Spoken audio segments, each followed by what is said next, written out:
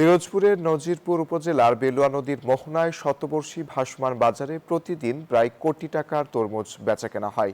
March ও April এই 2 মাসে জমজমাট থাকে তরমুজের এই বাজার। পাইকারি ব্যবসায়ীদের হাত ধরে এই তরমুজ চলে আসে রাজধানী সহ দেশের বিভিন্ন জেলায়। তবে তরমুজের দাম কমে যাওয়ায় শঙ্কায় ব্যবসায়ীরা। গোলাম মোস্তফার তথ্য, ছবিতে রিপোর্ট।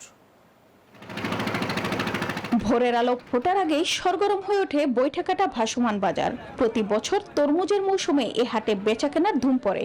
মার্চ থেকে এপ্রিল পর্যন্ত চলে এই বেচাকেনা। ঢাকা, খুলনা, যশোর, নরসিংদী, উত্তরাঞ্চল, রাজশাহী সহ দেশের বিভিন্ন স্থান থেকে বড় বড় ব্যবসায়ীরা এ হাটে তরমুজ কিনতে আসেন। আকার ভেদে প্রতি পিস তরমুজ বিক্রি হচ্ছে 100 থেকে 300 টাকায়।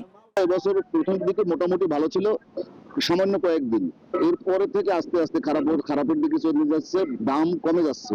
কিন্তু মূলত দাম কমে যাচ্ছে, কৃষকের টাকা ঠিকই পাইতেছে, ওরা ভালোই টাকা পাইছে, কিন্তু ব্যবসায়ীরা বেশি একটা ভালো নাই।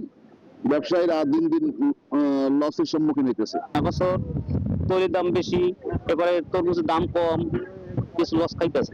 আমি বরিশাল বানেরপাড়া থেকে আসছি, মাল নিয়ে যাবো জালকাঠি, মাল সিটি।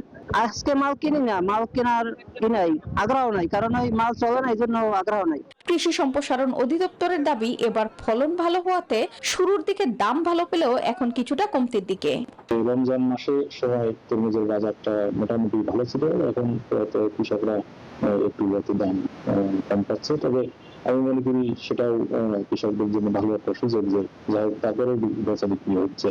ভাসমান এই হাটে প্রতিদিন প্রায় 1 কোটি টাকার তরমুজ কেনা বেচা হয়। তবে সড়ক পথে যোগাযোগের রাস্তা ভালো থাকলে আরো ক্রেতার সমাগম হতো বলে ধারণা স্থানীয়দের।